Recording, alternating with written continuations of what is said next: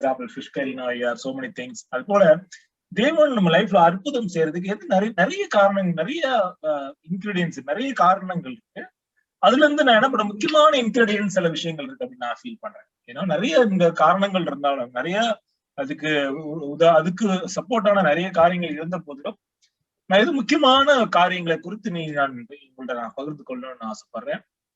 ஏன்னா there are two things which is very very important for the which is very important for the secret, which when we talk about the secret ingredients for why I call secret, because it is not revealed to many, but it is it is told to only few. அப்படிங்கிறதுக்காக அதை வந்து நான் வந்து ரகசியம் அப்படின்னு நான் அந்த வார்த்தையை நான் யூஸ் பண்றேன்.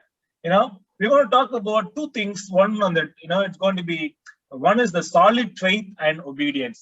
So ஒரு தீர்க்கமான விசுவாசமும்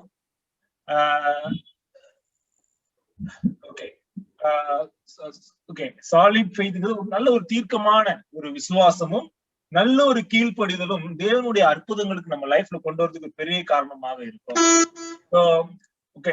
சீக்ரெட் இன்கிரீடியன்ஸ்க்கு வந்து உட் பொருட்கள், ஒரு சமையலுக்கு ஒரு பிரியாணி செய்யறதுக்கு ஒரு உட் பொருட்கள், அதான் secret ingredients. Thanks for Kalpana sister for translating. Awesome. So if you want to see the two important subjects or ingredients or உட் பொருட்கள், தேவன் நம்ம லைஃப்ல பெரிய அற்புதம் செய்யணும் அப்படின்னா, நீங்க பெரிய அதெல்லாம் போறதுக்கு முன்னாடி ஒரே ஒரு கேள்வி கேட்கலாமா? நம்ம என்னன்னா, பழைய ஏற்பாட்டுல ஏகப்பட்ட அற்புதங்களை பாக்குறோம், புதிய ஏற்பாட்டுல அவ்வளவு ஒரு அற்புதங்கள் எல்லாம் பாக்குறோம். What happened to those miracles? Is God still continuing those miracles today in the earth? அப்படின்னு நம்ம ஒரு கேள்வி வச்சுக்கலாம். I'm not sure there is an answer with everybody for that. But our faith, today, but there are chances if you're going to have faith and obedience, there can be better miracles than the past. அப்படிதான் நான் நினைக்கிறேன். That's what the Bible says. There's going to be much more miracles than the past. அப்படிதான் நம்ம படிக்கிறோம். So அதுக்கு பார்க்கும்போது இந்த ரெண்டு விஷயத்தை பத்தி நம்ம புரிந்துக்கிட்டோம் அப்படின்னா, நம்ம லைஃப்ல ஒரு காலகட்டத்துல தேவன் உங்களை அற்புதத்தை செய்யணும்னு நீங்க வந்து விரும்புனீங்கன்னா, இந்த ரெண்டு காரியத்தை முதலாவது நீங்க யோசிச்சு பாத்துக்கோங்க.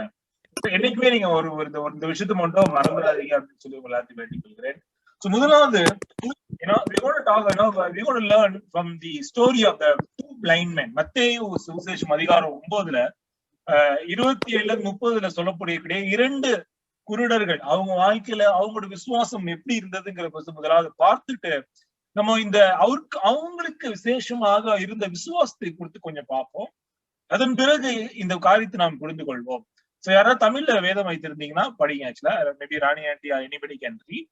மத்தேயு எழுதிய சுவிசேஷம் அதிகாரம் 9 வசனம் 27 முதல் 30 வரை. Matthew chapter 9, the Gospel of Matthew chapter 9 verse 27 to 30. If you are there, kindly go ahead and read it. படிக்கட்டுமா பிரதர்? படிங்க. இயேசு அவ்விடம் விட்டு போகையில் இரண்டு குருடர் அவர் பின்னே சென்று, தாவீதின் குமாரனே, எங்களுக்கு இரங்கும் என்று கூப்பிட்டார்கள். அவர் வீட்டிற்கு வந்த பின்பு அந்த குருடர் அவரிடத்தில் வந்தார்கள். இயேசு அவர்களை நோக்கி, இதை செய்ய எனக்கு வல்லமை உண்டென்று விசுவாசிக்கிறீர்களா என்று கேட்டார். அதற்கு அவர்கள், ஆம் விசுவாசிக்கிறோம் ஆண்டவரே என்றார்கள். அப்பொழுது அவருடைய கண்களை அவர் தொட்டு, உங்கள் விசுவாசத்தின்படி உங்களுக்கு ஆக கடவுது என்றார்.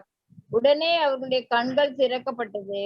இதை ஒருவரும் அறியாதபடிக்கு எச்சரிக்கையாயிருங்கள் என்று இயேசு அவர்களுக்கு கண்டிப்பாய் கட்டளையிட்டார். ஆமென். ஆமென். சோ இங்க பாக்குறோம் இரண்டு குருடர்கள். மத்த சுவிசேஷத்துல ஒரு குருடர்கள் அப்படின்னு சொல்லுது, பட் மத்திய இடத்துல ரெண்டு பேரை பாக்குறோம்.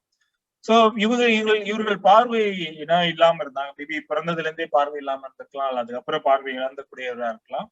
பட் என்னன்னா, இவங்க இயேசு கிறிஸ்து அந்த இடத்துல வந்திருக்காரு அப்படின்னு தெரிந்த அப்புறம் அவங்க வந்து they also heard many things about Jesus பத்தி ஏகப்பட்ட அவர் அற்புதம் செய்யறாரு, இவங்களுக்கு குணமாக்குறாரு, இவங்களை சுத்தமாக்குறாரு அப்படின்னு நிறைய நற்செய்திகளை கேட்டு அந்த அற்புதங்கள்லாம் பார்த்து இவங்களுக்குள்ள ஒரு இருவருக்கும் ஏற்பட்ட ஒரு விசுவாசத்தை பாக்குறோம். அது விசுவாசம் வந்ததுனால அவங்க வந்து எங்களுக்கும் சுத்தமாகுமா, எங்களுக்கும் இந்த பார்வையை திரும்பி கிடைக்குமா அப்படிங்கிற ஒரு ஏக்கம் இருந்ததுனால அவங்க அந்த கோயின்சிடன்ஸ் அதே நேரங்களில் இயேசு கிறிஸ்து அந்த வழியா போகக்கூடிய ஒரு வாய்ப்பு இருந்தது. சோ அவங்க கேள்விப்பட்டு காதுனால கேட்டுட்டு, தாவீது குமாரன் இயேசு கிறிஸ்து தான் அப்படி போறாருன்னு தெரிந்த அப்புறம் they started shouting, calling out, have mercy on us, son of David. இயேசு கிறிஸ்து அந்த காலத்துல இயேசு வாழ்ந்த நாட்கள்ல அவர் வந்து மத்தவங்க வந்து அவரை விசேஷமா எப்படி கூப்பிட்டாங்கன்னா சன் ஆஃப் டேவிட்னு கூப்பிட்டாங்க. இயேசு கிறிஸ்து தன்னை என்ன பண்ணாரு, சன் ஆஃப் மேன் அப்படிங்கறத இயேசு கிறிஸ்து தனக்காக ஒரு அடையாளத்தை அவரே அவர் வைத்திருந்தாரு. பட் மத்தவங்க அவர் கூடும்போது சன் ஆஃப் டேவிட் அப்படின்னு சொல்லி ஒரு அற்புதமான நிறைய பேர் அவர் வந்து அடையாளம் கண்டு அப்படி கூப்பிடக்கூடியதா இருந்துச்சு. சோ இவர் என்ன இவங்க இருவரும் சேர்ந்து ஹேவ் மர்சியான எங்க மேல வந்து இறக்கம் காட்டுங்க கிறிஸ்து, தாவீதின் குமாரனே அப்படின்னு சொல்லி அவங்க உரத்த சத்தத்தை இயேசு காதுல விழுற அளவுக்கு சத்தத்தோட அவங்க கேட்டாங்க. கேட்டது மட்டும் இல்லாம இயேசு கிறிஸ்துவோட நிறைய பேர் சேர்ந்து போயிட்டு இருந்தாங்க. அப்போஸ்தலர்கள், அவர் கூட இருந்த நண்பர்கள் எல்லாம் அவர் தொடர்ந்து போய் அதே உடைய அந்த ரேலியில இவங்களும் போய் பங்கு கொண்டு அவங்களுக்கு பின்னாடி ஜீசஸ் பின்னாடியே அந்த 2 blind பீப்புளும் they were going inside. I'm sure they must be having a stick. ஒரு கையில ஒரு சின்ன ஒரு தடிய ஒரு கையில ஒரு குச்சி வச்சுட்டு அது மூலமா அவங்க 2 பேரும் இல்ல யாராவது கூட்டு போனாங்களான்னு தெரியல 2 பேருமே. But they were behind Jesus for something. Their faith was to the extent they wanted to shout to Jesus to ensure Jesus hears what they are asking. அவங்க எந்த அளவுக்கு சத்தம் போட்டாங்கன்னா இயேசு காதுல விழுற அளவுக்கு அவங்க உரத்த சத்தத்தோட தாவீதின் குமாரனே எங்களுக்கு இறங்கும் அப்படின்னு சொல்லி இயேசு கிறிஸ்துவோட அந்த அட்டென்ஷன் அவங்க சீக் பண்ணாங்க. அது மட்டும் இல்லாம இயேசு கிறிஸ்து போன பாதையிலே இவங்களும் போனாங்க. அதுல பாத்தீங்கன்னா 28 when he had gone indoors, அவர் இயேசு கிறிஸ்து அந்த வீட்டுக்குள்ள போய் ஒரு வீட்டுக்குள்ளேயும் போயிடுறாரு. அங்கேயும் என்ன பண்றாங்கல்ல, Bible says the blind man came to him. அங்கேயும் அவங்க விட்டு கொடுக்காம அந்த இருவரும் அந்த கூட்டத்தின் மத்தியில பூந்து உள்ளார அந்த வீட்டுக்குள்ளாரே அவங்க வந்துட்டாங்க. அது வீட்டோட எஜமான் யாரும் தெரியாது. எவ்வளவு ஸ்ட்ரகிள் அந்த பாதை யோசிச்சு பாருங்க. அவங்க எங்க உட்கார்ந்து இருந்தாங்களோ அங்க இருந்து இந்த வீட்டுக்குள்ளார வர வரைக்கும் எத்தனை வாட்டி கீழே விழுந்தாங்கன்னு தெரியல. எவ்வளவு ஸ்ட்ரகிள்ஸ் இருந்ததுன்னு வேதம் குறிப்பிடல. பட் நம்மளால புரிஞ்சு கொள்ள முடியுமா? அவங்க இருவரும் பார்வை இல்லாம இருந்ததுனால கண்டிப்பா அந்த ஒரு பயணம், அதாவது அவங்க இருந்த இடத்துலக்கும் இந்த இயேசு கிறிஸ்து வீட்டுக்குள்ளார போற அளவுக்கு உரிய அந்த இடர்களை நம்மளால கொஞ்சம் சென்சிட்டிவா நம்மளால பாத்துக்க முடியும். Definitely they struggled, they ensure they want to meet Jesus and take the healing from him and do something and get a miracle from Jesus and அப்படிங்கிற ஒரு தீர்மானத்தினால அவங்க என்ன பண்ண பின்தொடர்ந்து இயேசு கிறிஸ்து வீட்டுக்கு போன அதுக்குள்ளாரே வந்துட்டு உள்ளாரே வந்துட்டாங்க. இயேசு கிறிஸ்து அதை கவனிச்சுட்டுதான் இருந்திருக்காரு. கண்டிப்பா அவங்கள பார்த்து அவர் கேட்கிறார், do you believe that I'm able to do this? அவர் கேட்டார், நான் உங்களை சுத்தமாக்குவேன், நீங்க நம்புறீங்களா அப்படின்னு சொல்லி அவங்கள கேட்டார். ஜீசஸ் எப்படிப்பட்ட ஒரு கேள்வி கேட்கிறாருன்னு பாருங்க. அவங்களோட தேவைகள் தெரியும், அவங்க எதுக்காக வந்திருக்காங்கன்னு தெரியும். But Jesus want to have the confession before the people. ரெண்டு விதமான அறிக்கையை இயேசு கிறிஸ்து எதிர்பார்க்கிறாங்க. எல்லாம் முன்னாடி அவங்க இயேசு கிறிஸ்துவ நம்புறேன், விசுவாசிக்கணும் அப்படிங்கிற ஒரு எண்ணம் இயேசு கிறிஸ்து இருந்திருக்க வாய்ப்பு இருக்கு. அதனால எல்லாம் முன்னாடி கேட்கிறார், do you believe I can do this? நான் உங்களுக்கு பார்வை தர முடியும், நீங்க விசுவாசிக்கிறீங்களா அப்படின்னு கேட்டாங்க. மேபி ஏன் கேட்டிருக்கலாம் அப்படின்னா, இது புத்தகத்துல ஏசாயா புத்தகத்துல பாத்தீங்கன்னா குருடர்கள் பார்வை அடைவார்கள் அப்படிங்கிற வசனம் ஏற்கனவே இருந்தது. சோ தாவீதின் வம்சத்துலதான் கிறிஸ்து பிறப்பாருங்கிற விஷயத்தை இந்த 2 காரியங்களையும் இந்த 2 குருடர்கள் கண்டிப்பாக படித்திருக்கலாம். ஓகே, சோ தொடர்ந்து நம்ம அந்த செய்தியை கேட்போம்.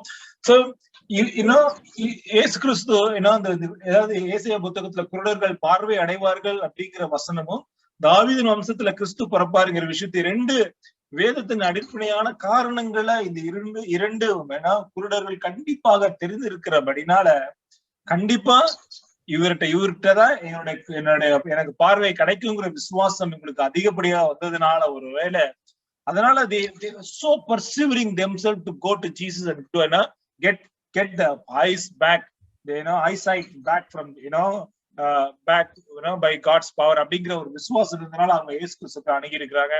இயேசு கிறிஸ்து அவங்களோட விசுவாசத்தை வெளிப்படையா சொல்ல கேட்கிறாரு, டைரக்டாவே கேட்கிறாரு, do you believe that I'm able to do this? நீங்க விசுவாசிக்க நான் உங்களுக்கு பார்வை கொடுக்கணும், நீங்க விசுவாசிக்கிறீங்களான்னு கேட்கிறாரு. They said yes Lord, they replied. Then 29ல படிக்கிறோம், then he touched the eyes and said, அவன் கண்ணுல இயேசு கிறிஸ்து தொட்டு 2 பேரையும் தொட்டு according to your faith let it be done to you அப்படிங்கிறாரு. and the sight was restored. அவர்கள் பார்வை அடைந்தார்கள் சொல்லி வேதம் சொல்லுது. So what amazing miracle. இப்படி ஒரு மிராக்கிள் நம்ம இப்ப ரீசெண்டா நம்ம எங்கேயும் பார்க்கவும் இல்ல, கேட்கவும் இல்ல. ஏன்னா நம்ம வாழ்நாட்கள் இப்படி மிராக்கிளை திருப்பி பார்ப்போமான்னு கூட தெரியல. பட் இது வேதத்துல இப்படி ஒரு அற்புதம் நடந்ததுங்கிறது கன்ஃபார்மான ஒரு நியூஸ், இது ஒரு செய்தி. இது இன்னைக்கு நம்ம அதை படித்துட்டு இருக்கோம். யோசிச்சு பாருங்களேன், how awesome it would be. இல்ல நம்ம இப்படி ஒரு இயேசு கிறிஸ்து ஒருத்தருடைய ஒரு குருடருக்கு பார்வை கிடைக்கிறது நம்மளால பார்க்கும் போது யோசிச்சு பாருங்க எவ்வளவு அற்புதமா இருக்கும் இல்ல. right? So they got their eyes back. But the great point here is, how did this miracle happen? Jesus சொல்றார், according to your faith let it be done to you. அவங்கள்ட்ட இருந்த அந்த இயேசு கிறிஸ்து மேல அந்த நம்பிக்கை, அசைக்க முடியாத நம்பிக்கை. கண்டிப்பா இயேசு கிறிஸ்து எனக்கு ஏன்னா சுகத்தை கொடுப்பாரு, அதாவது என் பார்வையை திருப்பி கொடுப்பாருன்னு அப்படி அவங்கள்ட்ட இருந்த அந்த பிலீஃப பாக்குறோம். அது ரொம்ப சாலிடா இருந்தது, ரொம்ப திடகாத்திரமான விசுவாசமா அவங்கள்ட்ட இருந்தது. அதனால என்னாச்சுன்னா, they were persevering Jesus in spite of all the challenges they had. அவங்கள்ட்ட இருந்த எல்லா இடர்களுக்கும் மேறி மேல அவங்க என்ன பண்ணாங்க, இயேசு கிறிஸ்துவ பின்தொடர்ந்து அவர்கிட்ட போய், எங்களை குணமாக்குங்க, இறங்குங்க, தாவீதின் குமாரரே எனக்கு உங்களுக்கு சொஸ்தமாக்குங்க, எங்க பார்வையை கொடுங்கன்னு சொல்லி அவங்க உரத்த சத்தத்தோட கேட்கறத நம்மளால இங்க பார்க்க முடியுது. ஏன்னா இன்னைக்கு பார்க்கும்போது ஒரு விஷயத்த புரிஞ்சுக்கலாம்.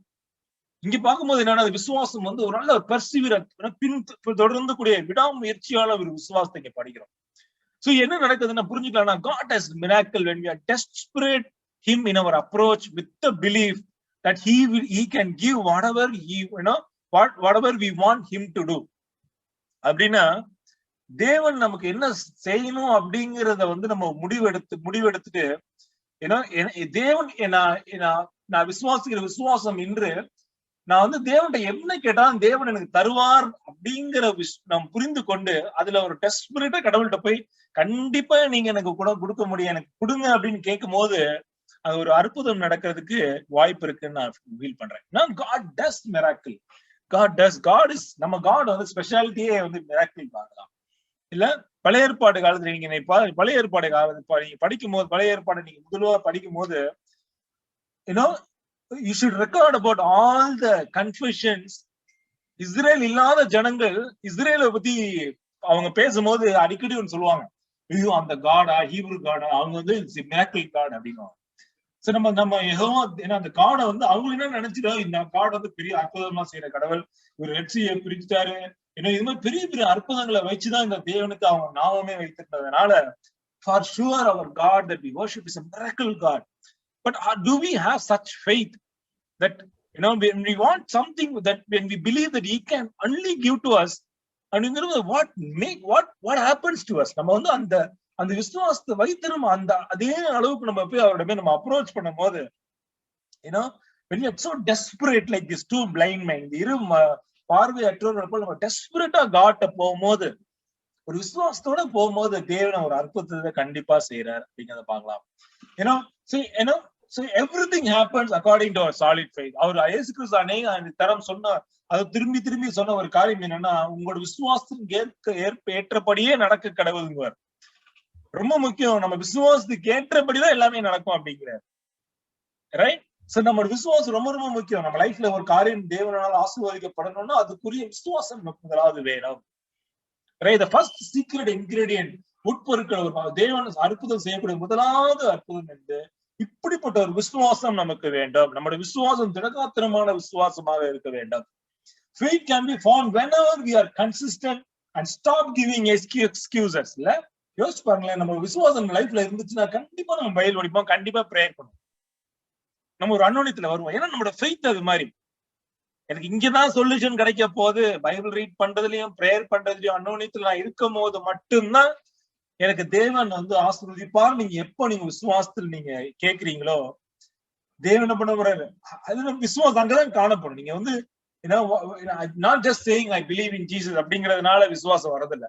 அந்த விசுவாசத்தினால என்ன செய்றீங்க, தேவனை விசுவாசிக்கிறீங்கன்னா என்ன பண்ணும், அப்போ அவருடைய வார்த்தையை கேட்கறதுக்கு எந்த அளவுக்கு ஈகரா இருக்கீங்க, அவரோட ஜெபம் செய்யறதுக்கு பேசுறதுக்கு எவ்வளவு வாஞ்சியா இருக்கீங்கிற பொறுத்துதான் உங்க லைஃப்ல விசுவாசம் காணப்படக்கூடியதா இருக்கு. தேவன் அந்த விசுவாசத்தை தான் கனப்படுத்துறாரு அப்படிங்கறத பைபிள்ல நம்மளால பார்க்க முடியுது. சோ இன்னைக்கு நம்ம கேட்டுக்க வேண்டிய விஷயம் என்ன, is faith seen in your Christian life daily? உங்க வாழ்க்கையில தினந்தோறும் விசுவாசம் காணப்படுதா? Not only on Sundays, because on Fridays you come to this meeting. Is great to hear Sunitha அவங்க சிஸ்டரோட அவங்களோட விசுவாச அவங்க குட் நியூஸ் பார்க்கும்போது ரொம்ப உற்சாகமா இருக்கு.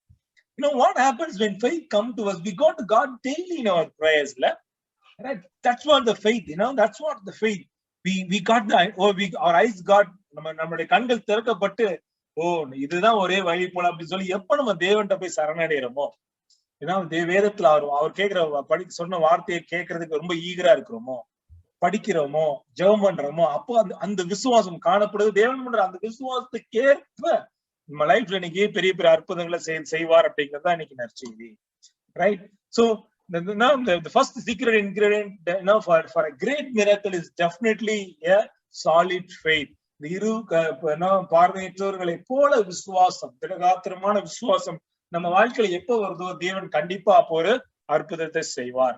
இன்னைக்கு தொடர்ந்து 2வது ரகசியமான அந்த பொருட்கள் என்ன அப்படின்னு பார்க்கும்போது, இது ரொம்ப இம்பார்ட்டண்டா ஒரு இன்கிரிடியண்டா இருக்கு.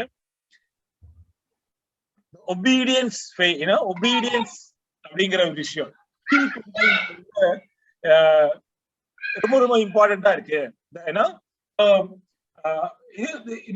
ஃபர்ஸ்ட் வந்து சாலிட் ஃபெய்த், 2வது ஒபீடியன்டான ஒரு விஷயம், கீழ்ப்படிதல் ரொம்ப இம்பார்ட்டன்ட். ரைட்? சோ நம்ம வந்து இத வந்து யோசுவா புத்தகத்துல அதிகாரம் 3, 7, 8 படிப்போம். Joshua chapter 3 verse 7 to 8. I've been reading this on my daily Bible படிக்கும்போது ஜோஷுவா படிக்கும்போது I was so excited because தேவன் எவ்வளவு பெரிய காரியத்தை அவங்களுக்கு அந்த இஸ்ரவேலுக்கு திருப்பி திருப்பி செய்யறான்னு பார்க்கும்போது ரொம்ப உற்சாகமா இருக்கு எனக்கு. ஜோஷுவா chapter 3 7, 8 மட்டும் படிப்போம் நம்ம.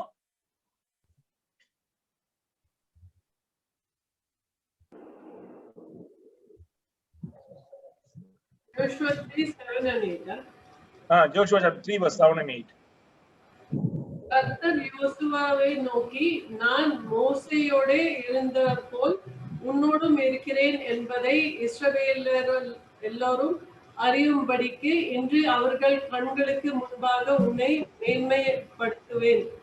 உடன்படிக்கை பெட்டியை சுமக்கிற ஆசாரியரை பார்த்து, நீங்கள் யோர்தான் தண்ணீர் ஓரத்தில் சேரும் போது யோர்தானில்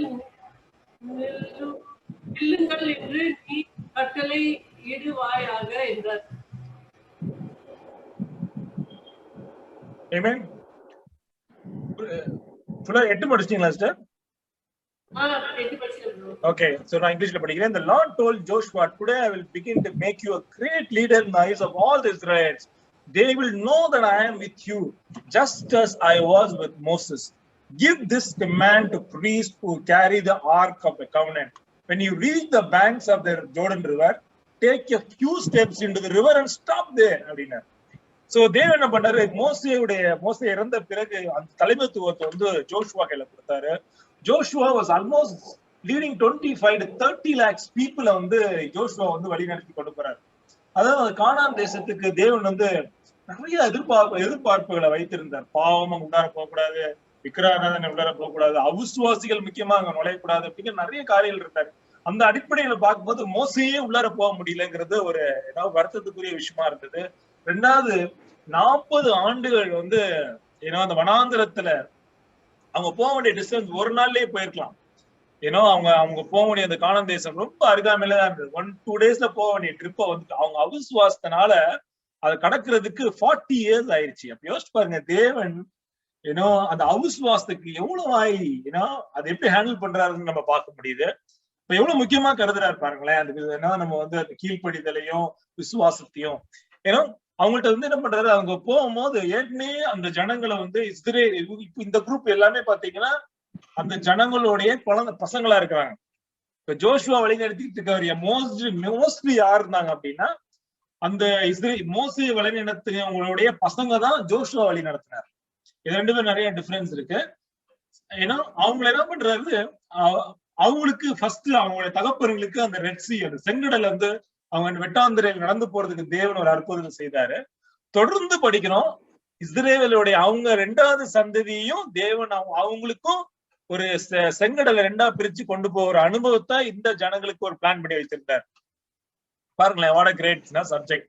சோ அவங்களுக்கு என்ன விசேஷமா ஒரு கமாண்ட்மெண்ட் கொடுத்திருந்தாரு. என்னன்னா, அவங்க வந்து தேவன் அந்த பெட்டகத்தை வந்து அவங்க தூக்கிட்டு போறாங்க. அவங்கள்ட்ட அந்த 10 கட்டளைகள் உள்ள அந்த பெட்டகத்துல 10 கட்டளைகளும் ஆரோனுடைய அந்த ஸ்டாஃப், அந்த குச்சியும் அந்த பிரம்பு அங்க இருந்தது, அந்த மன்னாவுடைய கொஞ்சம் அந்த ஃபுட் அதுல இருந்தது. சோ அதெல்லாம் தூக்கிட்டு அந்த பெட்டகத்தை கொண்டு போறாங்க. அங்க போயிட்டு விசேஷமா ஒரு ஸ்பெசிபிக் கமாண்ட்மெண்ட் கொடுக்குறாரு. Take a few steps into the river and stop there அப்படிங்கிற.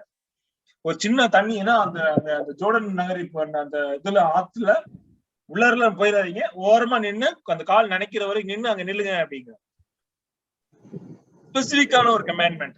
So the second great ingredient for miracle, தேவன் அற்புதமான அற்புதங்கள் செய்யறதுக்குரிய உட்பொருள், முக்கியமான ரகசிய உட்பொருள் ரெண்டாவது விஷயம் வந்து ஒபீடியன்ஸ்.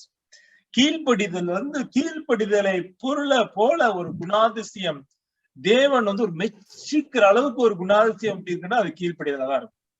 ஹோல் பைபிள நீங்க படிக்கல, ஒபீடியன்ஸ்க்கு அவ்வளவு வெயிட்டேஜ் இருக்கு, அவ்வளவு இம்பார்ட்டன்ஸ் கொடுப்பாங்க ஒபீடியன்ஸ்க்கு மட்டும் இல்ல. ஒபீடியன்ஸ் வந்து தேவன் வந்து பெரிய விஷயமா பார்ப்பார். ஏன்னா ஆதாம் ஏவாள் முதலாவது தவறினது இந்த பாவத்துலதான். சோ ஒபீடியன்ஸ் சாத்தான் வந்து நம்ம லைஃப்ல டிஸ்டர்ப் பண்ணக்கூடிய ஒரு குணாதிசயம் ஒண்ணு இருக்குன்னா அது கண்டிப்பா அது கீழ்ப்படிதல் சப்ஜெக்ட் தான். அப்படிங்கறதுனால அது கீழ்ப்படிதலுக்கு அவ்வளவு இம்பார்ட்டன்ஸ் இருக்கா, தேவனுக்கு அவ்வளவு பெரிய பிடிச்ச குணாதிசயமானா கண்டிப்பா ஆமாதான். ஏன்னா தேவனுக்கு பிடிச்ச ஒரு குணாதிசயம் கீழ்ப்படிதல். அது ஆபிரகாமுக்கு பாக்குறோம், நோவாக்கு பாக்குறோம், எல்லாருடைய வாழ்க்கையிலும் பாத்தீங்கன்னா திருப்பி ஆதாம் ஏவாள்ல இருந்து கடைசி வரைக்கும் பார்க்கக்கூடிய ஒரு குணாதிசயம் கீழ்ப்படிதல்ங்கிற அர்த்தம். என்ன எவ்வளவு சிம்பிளான ஒரு குணாதிசயம், பட் தேவனோட பார்வையில விலையேற பெற்ற ஒரு குணாதிசயம்னு சொல்லணும்னா அது கீழ்ப்படிதலா தான் இருக்கும். ஜோஷுவா 3 தொடர்ந்து படிப்பேன் என்ன நடந்ததுங்கிறத, அந்த கீழ்ப்படிதல் எப்படி அவங்க வாழ்க்கை எப்படி இந்த கீழ்ப்படிதனால என்ன நடந்ததுன்னு பார்க்கணும். தொடர்ந்து அதிகாரம் 3ல 13ல இருந்து 16 படிப்போம். ஜோஷுவா படிங்க ஆண்டி. சம்பவிப்பது என்னவென்றால், சர்வ பூமிக்கும் ஆண்டவராகிய கர்த்தரின் பெட்டியை சுமக்கிற ஆசாரியர்களின் உள்ளங்கால்கள் யோர்தானின் தண்ணீரிலே பட்ட மாத்திரத்தில் மேலே இருந்து ஓடி வருகிற யோர்தானின் தண்ணீர் ஓடாமல் ஒரு குவியலாக நிற்கும் என்றான்.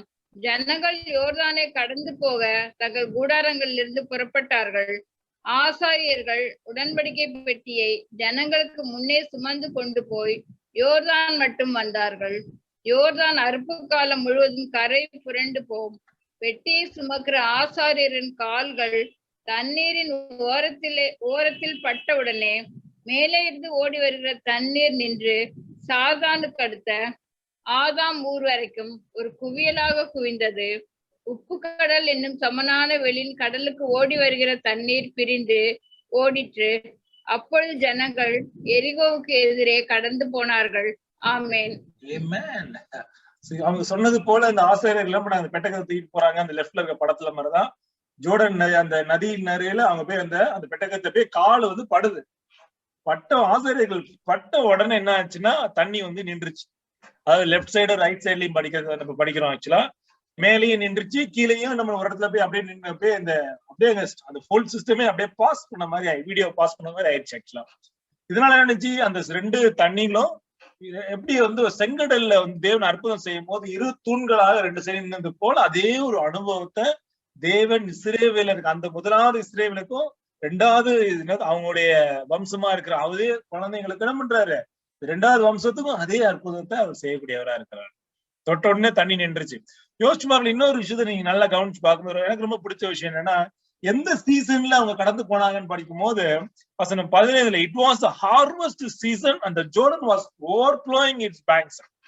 சோ அவங்க வந்து தண்ணி வத்தி போன நேரங்கள்ல அவங்க கடந்து போல தேவன் என்ன பண்றாரு, அவர் அற்புதத்தை செய்யும் போது அது அற்புதமா இருக்கணுங்கிறதுக்காகவே என்ன பண்றாரு, காலத்தையும் நேரத்தையும் தீர்மானித்து அந்த ஹார்வெஸ்ட் சீசனை சூஸ் பண்ணி தாங்க அந்த இடத்துக்கு கொண்டு போறாரு.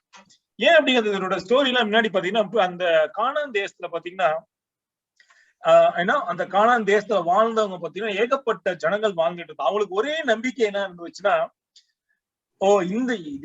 இந்த இஸ்ரவேலர்கள் செங்கடெல்லாம் கடந்து வந்த எல்லா விஷயமும் இந்த கானான் தேசத்து மக்கள் கேள்விப்பட்டிருந்தாங்க.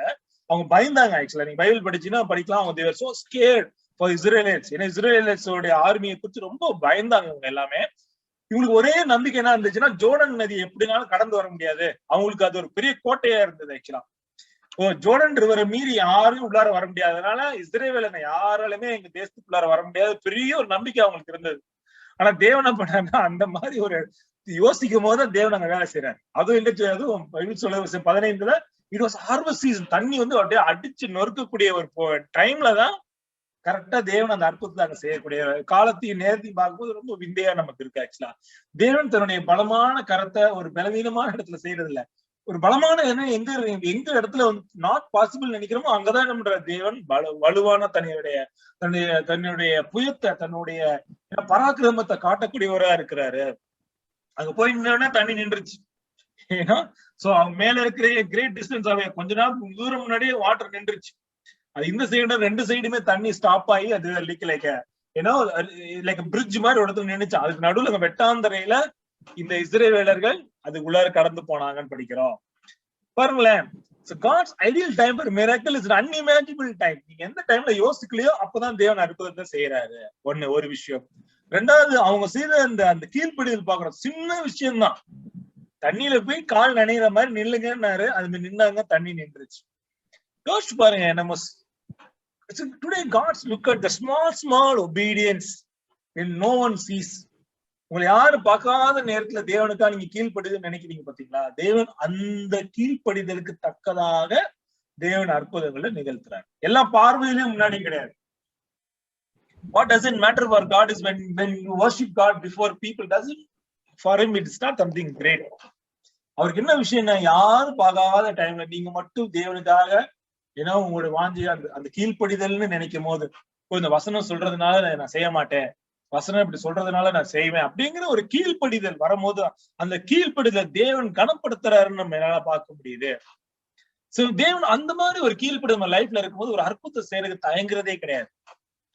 For him obedience is, he sees that in our hearts. நம்ம லைஃப்ல நம்ம எதை பார்ப்பாருன்னா அது கீழ்ப்படிதல் தான் முதலாவது பாக்குறாரு. கீழ்ப்படிதல் இருந்ததுனாலே எல்லாமே லைஃப்ல சரியாயிரும் அப்படின்னு தான் நினைக்கிறேன். தேவன வார்த்தை நான் கேட்கணும், அது கேட்டபடி நடக்கணும்னு நீங்க எப்போ முடிவு பண்ணீங்களோ தேவன் அற்புதம் செய்யறதுக்கு நீங்க தயாராயிட்டீங்கன்னு அர்த்தம். Whatever happens after your obedience is all miracles for you, brothers and sisters. God even now, யோசிச்சு பாருங்க, தேவன் even now God will continue his miracle, not only when crossing Red Sea, Jordan River, even now when there is in front of நம்ம முன்னாடி ஒரு செங்கடல் போல ஒரு தடை இருந்தாலும், இல்ல யோதா நதி போல ஒரு பெரிய தடை இருந்தாலும், இல்ல எரிக்கோ மதில் போல ஒரு மதில் இருந்தாலும், தேவன் இன்னைக்கும் அவர் பராக்கிரமத்தினால நம்மள அந்த தடைகள்லாம் மீறி உள்ளார கொண்டு போக முடியும், தாண்டி எடுத்து செல்ல முடியும், எந்த ஒரு தொய்வுலாம் நம்மளை முன்னாடி கொண்டு போக முடியும். அதுக்கு என்ன தேவைன்னா உங்க லைஃப்ல முதலாவது விசுவாசம், ரெண்டாவது கீழ்ப்படிதல்ங்கிற ஒரு காரியம். எபிரேயர்ல படிக்கிறோமா இல்ல? எபிரேயர் 11 படிக்கிறோம். அவர் தம்மை தேடுகிறவர்களுக்கு தக்க பலன் அளிப்பார் என்று விசுவாசிக்க அந்த விசுவாசம் எனக்கு he will rewards me when I go to him அப்படிங்கிற எண்ணம் உங்க லைஃப்ல இருக்கும் போது God will reward you according to your faith. அவரை தம்மை தேடுகிறவர்களுக்கு தக்க பலன் அளிப்பார்னு எப்ப நீங்க நம்புறீங்களோ, அவர்கிட்ட போனா கண்டிப்பா ஒரு விடுதலை எப்போ இருக்கு, ஒரு காரியம் நடக்கும் நீங்க விசுவாசிக்கணும். அதுக்கு தகுந்தாப்புல அந்த எண்ணத்துக்கு, அந்த விசுவாசத்துக்கு, அந்த நம்பிக்கைக்கு தக்கதாக தேவன் உங்க லைஃப் அற்புதத்தை இன்னைக்கும் செய்வார். இன்னைக்கு ஆகும்போது நீ என்ன கத்துக்கணும்னா, இது simple, trust God and obey his commandments. Bible எதுக்கு படிக்கணும்னா அதுக்கு ஒபே பண்றதுக்கு தான் படிக்கணும், படிக்கிறதுக்காக படிக்கிறது இல்ல. Right? We need to trust God. His commandments are light for us. His word is a light for our salvation. தாவீது எழுதுறார், என் பாதைகளுக்கு ஒரு வெளிச்சமா இருக்கு அப்படிங்கிற. What does it mean? இன்னைக்கு அவருடைய அந்த வசனங்களுக்கு ஏற்ப நம்ம லைஃப் இருக்கும் போது we walk in the light, brothers and sisters. God will take us into the light. எப்படி வனாந்திரத்துல அவங்க வெளிச்சத்துல நடந்து போனாங்களோ, தேவன் நம்மளே என்ன பண்ண போறாரு, அதே மாதிரிதான் வழி நடத்துவார். So all we need is just listen to God's word and obey. இன்னைக்கு தேவ செய்தியை கேட்கிறோம், படிக்கிறோம், பட் என்ன அதுக்கு தகுந்தாப்புல do we take action on what we learn? The moment you take action on what you learn, நீங்க கேட்ட செய்தியும் படித்த விஷயத்தையும் வேதத்துல படிக்கிற காரியத்தை நீங்க எப்ப செய்யணும்னு முடிவு எடுக்கும் போது தேவன் அந்த இடத்துல ஒரு அற்புதத்தை கண்டிப்பா செய்வார் அப்படிங்கிறதா நான் சொல்றேன். சோ இன்னைக்கு என்ன question அதுக்குன்னா, do you obey God's command? இன்னைக்கு தேவனுடைய வாக்குத்தத்தங்களுக்கு கீழ்ப்படியக்கூடிய எண்ணம் உங்களுக்கு இருக்கா? be open today, be open about a struggle. Brother and sister, இந்த கமாண்ட்மெண்ட்ல எனக்கு ஸ்ட்ரகிளா இருக்கு, என்னால ஒபே பண்ண முடியல அப்படின்னு ஓப்பனா பேசி come out of that struggles.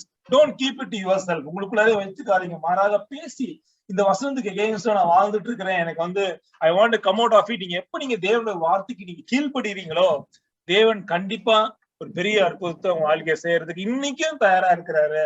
இப்ப செங்கடலை பிரித்த தேவன், ஜோர்டான் நதியை பிரித்த தேவன் இன்னைக்கு உங்க லைஃப்ல எல்லா தடைகளையும் நீக்கிறதுக்கு இன்னைக்கு அவர் தயாரா இருக்கிறார். All we need to do today is to just believe in him, have faith in him and obey. Trust and obeyங்கிறதா இன்னைக்கு நீங்க எடுத்துக்கொள்ளக்கூடிய காரியமாக இருக்கு. Before I could wind up, I want to remind today the God's word for you today. இன்னைக்கு தேவன் உங்க லைஃப்ல என்ன சொல்றாரு அப்படின்னா, என்ன கேட்க போறாரு அப்படின்னா, your faith in God trustworthy. தேவன் மேல நீங்க வைத்திருக்கிற விசுவாசம் அது நம்பத்தக்க விசுவாசமா? No, or just a courtesy. Everybody goes to church, everybody prays, everybody அந்த மாதிரி விசுவாசமா? இல்ல தேவன் நீங்க வைத்திருக்கிற விசுவாசம் திடகாத்திரமான விசுவாசமா கேட்டு பார்த்துப்போம். How solid is your faith? உங்க விசுவாசம் எப்படிப்பட்ட விசுவாசமாக இருக்கு? Even if you face storms and struggle, will you hold on to your faith in God? நீங்க பெரிய சூறை காற்றையும் தடைகளையும் நீங்க எதிர்த்து நீங்க உங்க வாழ்க்கையில வரும்போது, சோதனைகள் வரும்போது, அந்த இடத்துல உங்க தேவன் மேல பற்றிருக்கிற விசுவாசத்தை பற்றி கொள்ளக்கூடிய விசுவாசம் உங்களுக்கு இருக்கா அப்படின்னு நம்ம கேட்டு பார்த்தோம். அப்படி இருந்துச்சுன்னா நீங்க திடகாத்திரமான விசுவாசியா இருக்கிறீங்க. அது மட்டும் இல்லாம, can our faith be like the two blind men? They were solid and determined.